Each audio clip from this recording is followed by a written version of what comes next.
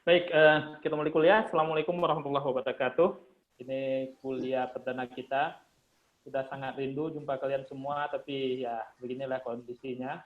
Mudah-mudahan pandemi cepat berakhir dan kita bisa ketemu lagi di kelas. Hari ini kita mulai kuliah untuk mata kuliah pengantar tasawuf dan gerakan tarekat. Hari ini kita memulai untuk kuliah, untuk pengantarnya. Jadi saya akan memperkenalkan, kira-kira kita akan belajar apa selama perkuliahan berlangsung, selama satu semester dengan mata kuliah ini. Yang kedua, nanti kita akan sepakati tentang penugasan, kira-kira apa tugas kuliah yang mungkin kita lakukan, jadi kita sepakati bersama. Dan yang ketiga, nanti kita sepakat juga tentang sistem. Saya akan memperkenalkan tentang materi perkuliahan kita ya. Ini EPS-nya saya sudah share sebagian di Google Classroom. Jadi ini adalah mata kuliah mistisisme dan gerakan tarekat. Dan mata kuliah ini 2 SKS dan mata kuliah ini adalah salah satu mata kuliah wajib di program studi sosiologi agama. Coba kita lihat materi-materi. Ini seperti saya tulis di Google Classroom, ini masih draft awal dari EPS. Nanti kita akan sesuaikan lagi. Ada beberapa hal yang saya mau tambahkan, termasuk perkembangan tasawuf di Indonesia dan perkembangan tarekat di Indonesia dan perkembangan tarekat di Aceh. Untuk sesi pertama, minggu depan kita akan belajar apa sih tasawuf itu. Pengertiannya, latar belakang munculnya istilah tasawuf itu, kok tiba-tiba ada istilah tasawuf, kok tiba-tiba ada istilah sufi, dan kalian tahu kalau istilah-istilah ini tidak ada sebelumnya. Pada masa Nabi tidak ada ya. Istilah sufi, istilah tasawuf itu nggak ada pada masa Nabi. Kalau Umar bin Khattab hidup, terus kita tanya, ya Umar, ayo kita belajar tasawuf. Apa itu tasawuf, kata Umar? Nggak ada tasawuf. Nah, apakah kemudian tasawuf itu sesuatu yang di luar Islam? Sama dengan kalau kita ajak Abu Bakar kita kuliah pakai Zoom hari ini. Bingung Abu Bakar, apa itu Zoom ya? Nggak ada pada masa Abu Bakar Zoom. Nah, kira-kira seperti itu. Tapi nanti kita akan pelajari lagi apa itu tasawuf, termasuk dialektika tentang hukumnya, apakah tasawuf itu Islami atau tidak, dan lain sebagainya ya. Sesuatu tentang itu. Kemudian kita akan membahas tentang cikal bakal tarekat. Bagaimana tarekat itu lahir? Kalian pasti sering dengar di kampung-kampung ada tarekat ya. Tarekat Naqsyabandiyah, Al-Khalidiyah misalnya ya, misalnya. Atau kalau kalian tidak pernah dengar tarekat, setidaknya kalian pernah dengar suluk. Suluk, nenek-nenek kalian biasanya ikut suluk. Mau kemana? Mau ke Daya ikut suluk. Nah, itu suluk. Itu adalah cikal bakal dari tarekat. Suluk itu sendiri adalah dari tarekat. Yang ketiga kita akan membahas tentang tasawuf Sunni dan tasawuf falsafi. Jadi ada istilah-istilah yang dibuat sama sarjana tentang tasawuf Sunni atau tasawuf falsafi. Nanti kita akan pelajari itu supaya ada sedikit agak paham tentang apa itu tasawuf Sunni dan tasawuf falsafi.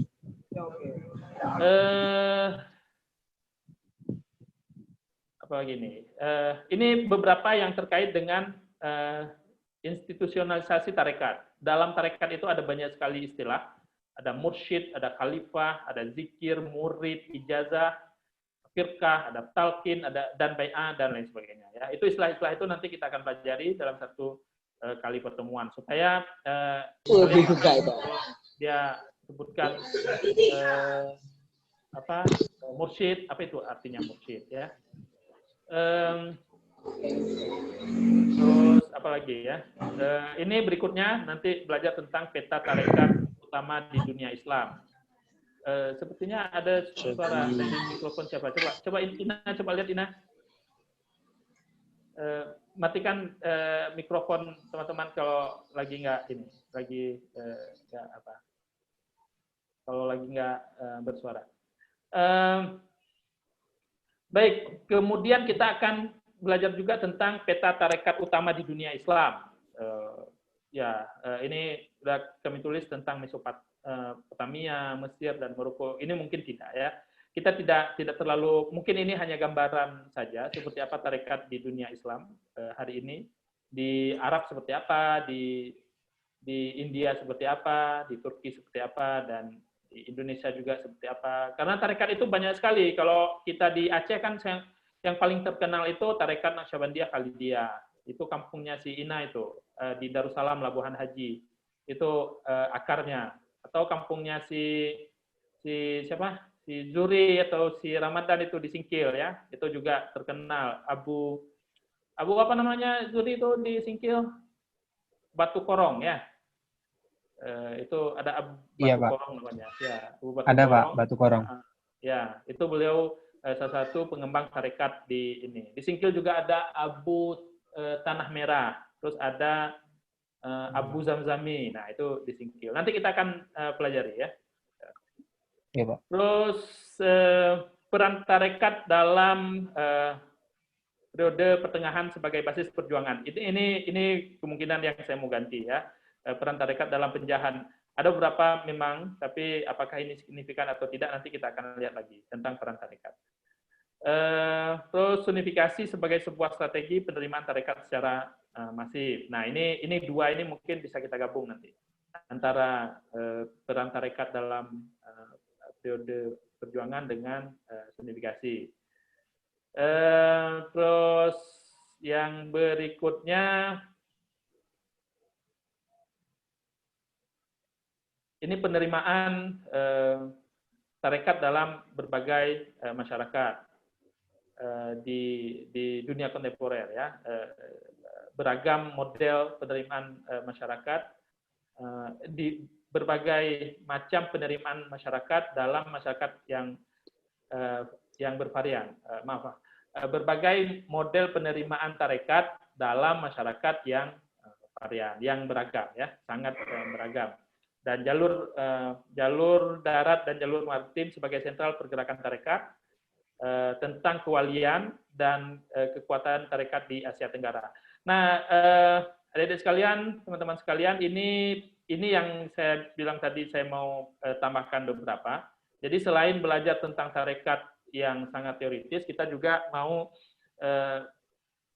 menghubungkannya dengan tarekat yang ada di Indonesia dan di Aceh. Ini kalau di Aceh Selatan itu paling dominan adalah tarekat Naqsyabandiyah Khalidiyah, pusatnya ada di Singkil. Pusatnya ada di Labuan Haji, di pesantren Darussalam. Tapi di tempat-tempat lain ada tarekat Syattariyah, misalnya di kampungnya si siapa tadi yang di Jeram. Itu ada tarekat. Siapa yang Jeram? Siapa kamu yang Jeram? Farhan. Farhan. Tarekat di apa namanya? Habib Muda Senagan. Habib Muda Senagan. Nah, itu tarekat Syattariyah. Kamu di situ Farhan, bukan? Di dekat. Jadi itu Habib Muda Senagan itu adalah tarekat Syattariyah. Tarekat Syattariyah juga berkembang di Aceh Utara, Aceh Utara, Biren, itu tarekat Syattariyah. Kalau kalian pernah dengar Abu Kutakrung, nah beliau itu tarekat Syattariyah. Kalau di Aceh Besar itu ada juga Haddadiyah. Kalau kalian pernah dengar pesantren apa namanya ya, pesantren SIM atau pesantren Abu Hasan Krungkale, nah, itu beliau adalah tarekat Haddadiyah, disebut dengan tertib Haddadiyah. Nah, selain tarekat juga nanti kita akan pelajari varian-varian perkembangan dari tarekat. Misalnya majelis zikir. Ya, majelis zikir sekarang kan ada majelis zikir. Yang ribut-ribut kemarin itu juga majelis zikir. Nah,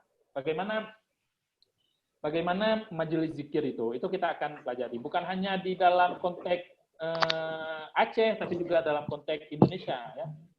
Majelis zikir itu perkembangannya juga di Indonesia sangat masif. Itu majelis zikir, atau mungkin nanti kita sebut dengan urban sufism. Urban sufism itu adalah zikir-zikir dalam masyarakat urban, masyarakat perkotaan. Kalau di Banda Aceh itu banyak juga, ada zikir apa namanya, zikir gemilang, ada zikir entah apa ya, banyak. Di Banda Aceh pun banyak ini zikir-zikir. Nah, itu yang akan kita perkenalkan selama perkuliahan ini.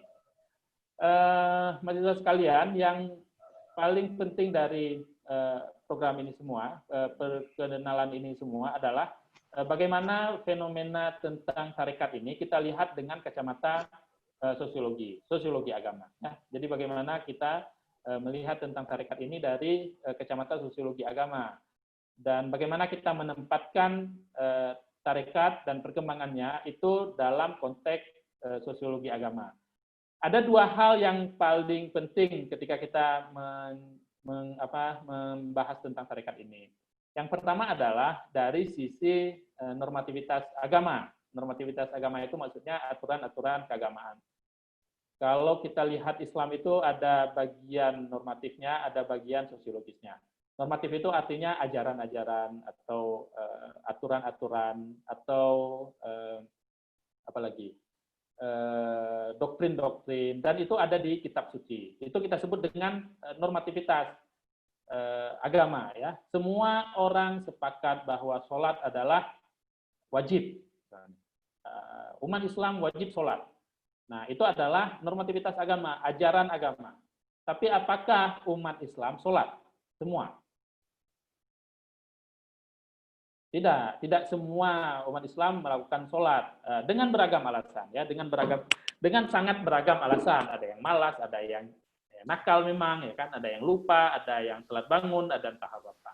Atau ada yang tidak bisa, dia lahir dalam keadaan Muslim, tapi kemudian dia tidak bisa sholat. Itu biasa, ya, biasa. Dan ada banyak sekali orang tidak sholat, tidak puasa, tidak haji, oke lah, ya. Tapi tidak melakukan praktik-praktik dari normativitas agama itu banyak sekali. Nah, itu yang kita sebut dengan belajar tentang sosiologinya orang Muslim, sosiologinya umat Islam. Sosiologinya tasawuf adalah bagaimana tasawuf itu dipraktekkan oleh umat Islam. Jadi itu tentang sesuatu yang berbeda. Ada tasawufnya yang kita pelajari, itu normativitas keagamaannya, aturan-aturannya, konsep-konsepnya, bagaimana tasawuf itu dikonstruksikan secara sosial, bagaimana ulama-ulama tasawuf menjelaskan tentang ajaran tasawuf, itu normativitas agamanya, ya. Tapi kemudian adalah praktik bertasawuf umat Islam. Nah, itu sesuatu yang lain. Itu yang kita sebut dengan aspek sosiologi dari tasawuf. Dan itu banyak sekali, ya. Itu banyak sekali. Bagi kita program sosiologi agama, dua-duanya penting, tapi penekanan yang paling utama dari kuliah ini adalah pada aspek sosiologinya. Oke, sejauh ini ada yang mau ditanyakan? Silakan. Pak, izin bertanya, Pak. Ya, silakan. Nah. Nanti kalau misalnya ada tugas yang kayak buat vlog atau videonya tuh gimana, Pak? Atau kita pergi ke tempatnya kayak di pesantren Labuan Haji itu atau gimana, Pak? Itu tergantung model video yang kita mau buat. Jadi kalau misalnya mau nge-vlog, tugasnya mau bikin vlog tentang tasawuf di Labuan Haji, ya pergi ke Labuan Haji, ya kan? Tapi kalau misalnya mau bikin yang lain, ya tidak perlu ke tempatnya. Misalnya cuman perlu jumpa orang tertentu, mau lakukan wawancara. Saya pikir misalnya seperti kalau Ina kayaknya Labuan Haji cocok itu menulis tentang Darussalam misalnya, ya, atau tentang PAU misalnya, itu kan sesuatu yang menarik untuk kita masuk untuk bikin vlog atau untuk bikin narasi. Kalau Farhan misalnya mau bikin tentang Habib Muda Senagan atau Plekung, atau satu lagi apa Farhan yang dekat Plekung, Pulau I, ya kan? Pulau I itu juga sesuatu yang bagus. Kalau di Subuh Salam itu ada Oboh, ya kan, Ramadan kan? Di daerah Oboh itu ada makam Hamzah Pansuri. Itu ada filmnya sama kita kemarin kita buat, film Hamzah Pansuri. Mungkin nanti bisa lihat filmnya. Tapi film sangat sederhana tentang oboh. Kalau kalian lihat itu, kalian pasti membayangkan bisa membuat sendiri film-film seperti itu, kan tidak terlalu sulit ya. Kita berjumpa dengan orang, misalnya Ina mau bikin video tentang Darussalam, artinya datang ke situ, bawa tripod satu dengan HP, nanti diwawancarai, terus mereka menjelaskan sesuatu. Nah itu untuk tugasnya. Tapi nanti tema dari tugas itu harus kita sepakati dulu ya. Kesepakatannya apa yang kita mau, apakah yang kalian mau buat, apakah itu konteksnya tasawuf apa tidak ya. Tentang materi-materinya gimana? Ada nggak bagian yang kalian sebenarnya ingin tahu terkait dengan tarekat tapi belum masuk ke dalam materi yang tadi saya share, saya tunjukkan. Mungkin kalian pernah dengar tentang apa misalnya, tapi kok nggak ada dalam ini, kok nggak ada dalam pelajaran misalnya. Ada nggak? Atau kalian ingin tahu sesuatu tentang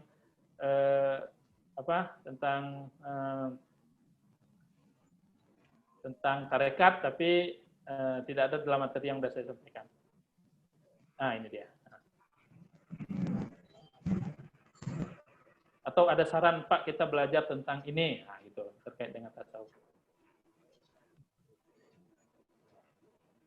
Atau kalian memang tidak pernah dengar tentang tasawuf ini? Tentang tasawuf dan tarekat, pernah dengar nggak? Kedar dengar, Pak. Nah, Pak. Kira-kira?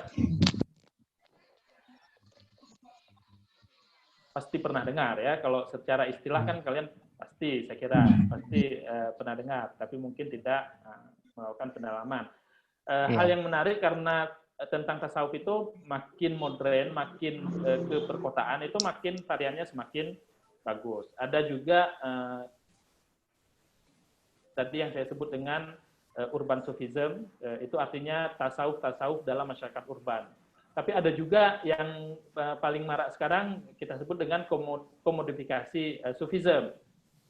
Sufisme yang dikomodifikasi, yang dalam tanda petik dijual ya, dijual. Jadi komodifikasi populer. Artinya bagaimana seorang ustadz tampil di layar kaca bicara tentang agama yang membuat orang menangis, membuat orang terharu, kira-kira mencoba menyadarkan si jamaahnya supaya tetap dalam agama dan lain sebagainya. Itu dengan menggunakan bahasa-bahasa tasawuf, itu kita sebut dengan komodifikasi. Si pendengarnya nanti akan kasih bayaran yang cukup ke ustadznya, dan ustadznya itu cari rezekinya lewat membuat orang menangis itu ya. Kalau komedian membuat orang tertawa, dia dapat uang. Kalau ustadz seperti itu membuat orang menangis, dia dapat bayaran ya. Itu komodifikasi, wajah-wajah baru dalam tasawuf, termasuk misalnya penerbitan buku-buku populer, buku-buku tasawuf, seperti saya tulis tasawuf gaul. Nah itu bentuk komodifikasi itu ya, komodifikasi. Bagaimana supaya orang tertarik belajar tasawuf. Jangan membayangkan tasawuf itu harus pakai kain putih besar, terus melakukan melakukan riadah, latihan-latihan rohani, harus tinggal di pesantren-pesantren. Bukan hanya itu tasawuf zaman sekarang. Zaman sekarang itu jauh lebih populer lagi. Tak apa-apa model-model praktik dari tasawuf. Termasuk diantaranya kenapa kajian tentang tasawuf ini menarik juga politisasi. Kalau lewat ke barat selatan itu sebentar-bentar kita akan melihat kota tauhid tasawuf, ya kan? Itu di Kampung Ina kayaknya ada 2 ya. Ada berapa Ina? Di Mekik ada 1 itu kan? Siapa yang Mekik tadi? Itu kan ada itu, Mekik kota tauhid ya, tasawuf. Ada di Mekik, Pak. Nagan kayaknya ya. Nagan ada 1. Kayaknya ada lah di Mekik juga. Mekik selama Iya, Mekik ada juga, Pak. Mekik ada, ya. Kalau lewat ada.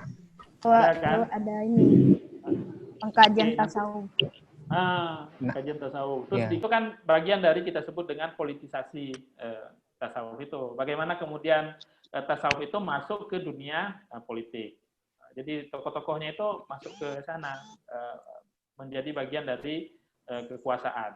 Itu kajian-kajiannya adalah kajian-kajian tasawuf. Bagaimana secara sosial kita bisa pelajari bagaimana tarekat atau tasawuf itu digunakan untuk urusan-urusan atau untuk usaha-usaha mendapatkan kekuasaan. Dan itu bukan hal yang baru, sudah lama ya, sudah lama. Sudah sejak tasawuf itu muncul itu sudah muncul. Bagaimana menggunakan tasawuf untuk mendapatkan kekuasaan.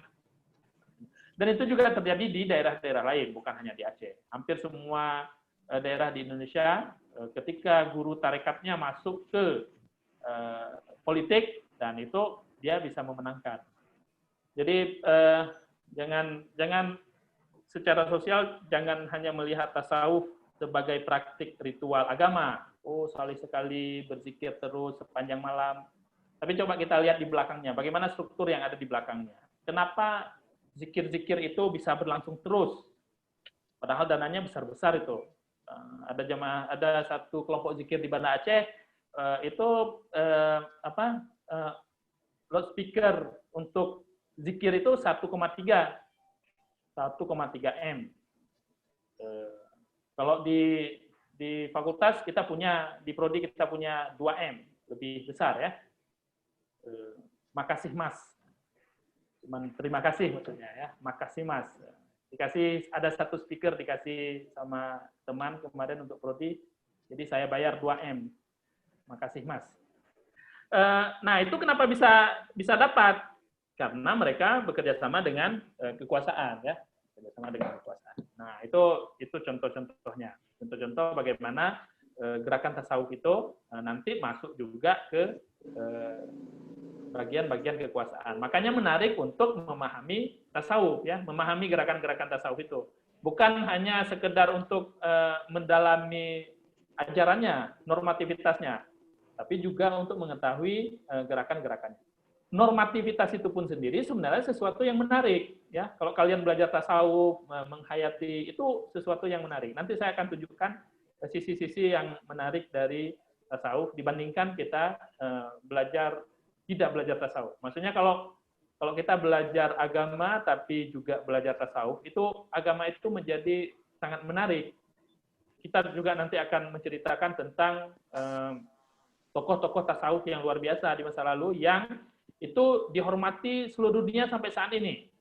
Pernah dengar Jalaluddin Rumi nggak? Tokoh di Turki, di Konya, Turki. Di Barat itu sangat terkenal. Kalau Jalaluddin Rumi, terutama dengan tarian-tariannya, tarian sema, tarian berputar, itu sangat terkenal. Dan itu tidak terkenal di Aceh ya. Rumi itu kurang terkenal di Aceh. Kita misalnya punya, kalau di Aceh itu punya Hamzah Pansuri, katakanlah itu Ruminya Aceh. Beliau penyair, beliau sastrawan, beliau menulis banyak sekali buku. Tapi siapa di antara kalian yang menghafal satu atau dua atau beberapa syair dari Hamzah Pansuri? Hampir tidak ada. Kalau Ina, apa yang kamu ingat dari Hamzah Pansuri, Ina? Syair perahu ya. Enggak pernah dengar. Enggak pernah dengar? Baru dengar. Syair perahu ada, Pak. Syair perahu ada itu, Pak. Orang kampung Cina yang nyanyi itu kan, Syair perahu. Oh, itu. Rafli Kande. Oh, Rafli Kande. Oh, dia sama dua, Pak. Oh, sama dua ya. Oh, dia. Ya, itu tahu kali itu lagunya. Ya, itu kan dari syairnya Hamzah Pansuri. Itu dinyanyikan sama Rafli, itu menjadi sangat menarik. Nah, hal-hal seperti itu yang sebenarnya nanti kita akan masukkan juga di dalam kelas kita supaya kalian tidak terlalu asing lah dengan tradisi-tradisi tasawuf yang ada di Aceh. Apa yang kalian ketahui misalnya tentang Nuruddin Araniri?